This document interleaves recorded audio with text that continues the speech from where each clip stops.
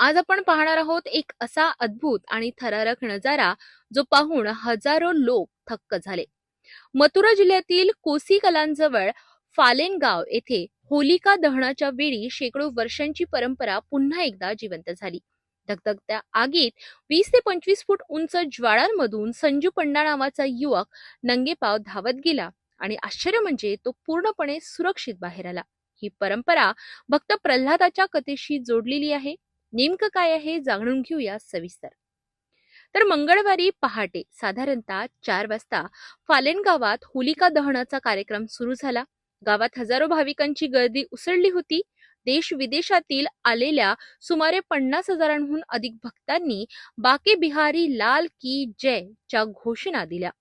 जशी होळिकेची आग भडकत गेली आणि 25 फूट उंच ज्वाळा आकाशाला भिडू लागल्या तशी वातावरणातील उत्कंठा शिगेला पोहोचली. डोक्यावर गमछा, गळ्यात रुद्राक्षाची माळ, अंगात केशरी वस्त्र संजू पंडा प्रल्हादाच्या वेशेत पुढे आला. सर्वप्रथम मंदिरात विधिवत पूजा अर्चना करण्यात आली. त्यानंतर त्यांनी प्रल्हाद कुंडात स्नान केले. परंपरेनुसार त्याच्या बहिणीने धगधगत्या होळिकेत दूध अर्पण करून अग्निदेवतेला शांततेत प्रार्थना केली आणि मग तो क्षण आला की ज्याची सर्वजण आतुरतेने वाट पाहत होते. जय घोषाच्या गजरात संजू पंडा धावत ज्वाळांमध्ये प्रवेश करतात. काही क्षणांसाठी ते आगीच्या मध्यभागी थांबून अग्निदेवतेला प्रणाम करतात आणि पुढच्या क्षणी धावत बाहेर येतात. अचंबित करणारी बाब म्हणजे त्यांच्या शरीराला कुठलीही दाह किंवा इजा झालेली दिसत नाही. गावकऱ्यांच्या मते ही परंपरा शेकडो वर्षांपासून त्यांच्या कुटुंबात सुरू आहे. वसंत पंचमीपासून संजू पंडा विशेष व्रत पाळतात.